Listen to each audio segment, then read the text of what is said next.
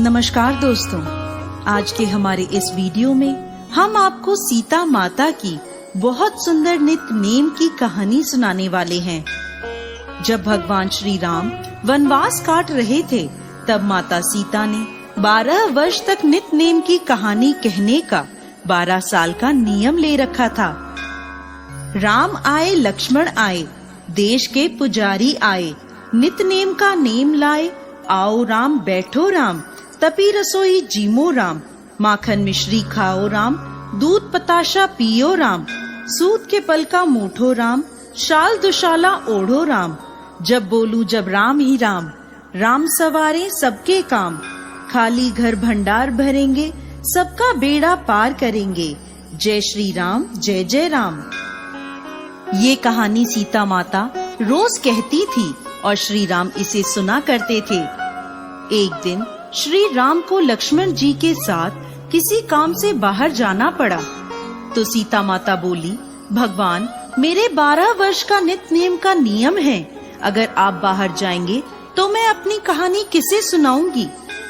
श्री राम ने कहा, तुम कुएं की पाल पर जाकर बैठ जाना और वहाँ पर जो औरतें पानी भरने आएंगी उन्हें अपनी कहानी सुना देना। सीता माता कुएं की पाल पर जाकर बैठ गईं। एक स्त्री आई, उसने रेशम की जरी वाली साड़ी पहन रखी थी और सोने का घड़ा ले रखा था। सीता माता उसे देखकर कहने लगी, बहन मेरा 12 वर्ष का नित्य नेम सुनने का नियम है, मेरी कहानी सुन लो। पर वह स्त्री बोली, मैं तुम्हारा नित्य नेम सुनने बैठूंगी तो मुझे घर जाने में देर हो जाएगी और मेरी सास मुझसे लड़ेगी। उसने कहानी नहीं सुनी और वहाँ से चली गई। घर पहुँचते पहुँचते उसकी रेशम जरी की साड़ी फट गई और सोने का घड़ा मिट्टी का हो गया। सास ने देखा तो बोली, ये किसका दोष अपने सिर लेकर आ गई है। बहू बोली, माताजी मैं भी हैरान हूँ, ये कैसे हुआ। मैं तो कुएं से पानी भरकर आ रही हूँ, पर कुएं पर एक औरत बैठी थी और उसने मुझसे अपनी कहानी सुनने को कहा, पर मैंने मना कर दिया। शायद ये उसी का फल है। सास तुरंत वही साड़ी पहनकर कुएं की पाल पर गई। सास को वहाँ सीता माता बैठी मिली और बोली, बहन मेरी कहानी सुन लो। सास बोली, एक बार छोड़, मैं तो 4 बार तेरी कहानी सुनूंगी।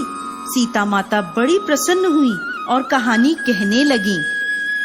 कहानी सुनकर सास बोली, बहन कहानी तो बहुत अच्छी लगी, और पूछा, तुम कौन हो।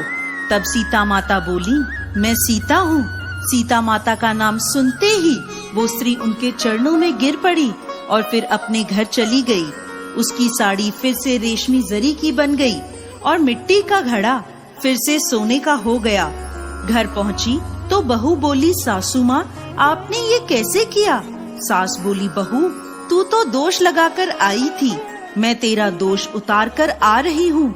वो स्त्री जो तुझे मिली थी वो सीता माता थी। पुराने से नया कर देती हैं, खाली घर में भंडार भर देती हैं, सभी इच्छाएं पूरी करती हैं। बहू बोली, ऐसी कहानी मुझे भी सुनाओ। सास ने वही कहानी बहू को भी सुना दी। कहानी सुनकर बहू बोली, माताजी कहानी तो बहुत अच्छी है, इसे हम रोज कहा करेंगे।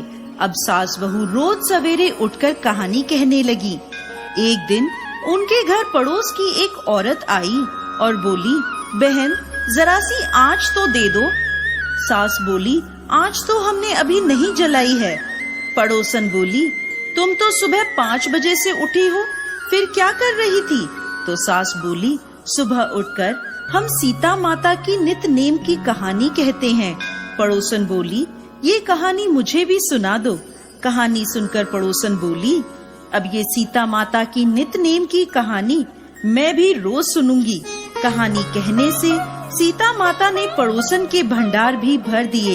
हे सीता माता, जैसे उनके भंडार भरे, इस कहानी को कहते, सुनते और हुंकार भरते, सभी के भंडार भरना।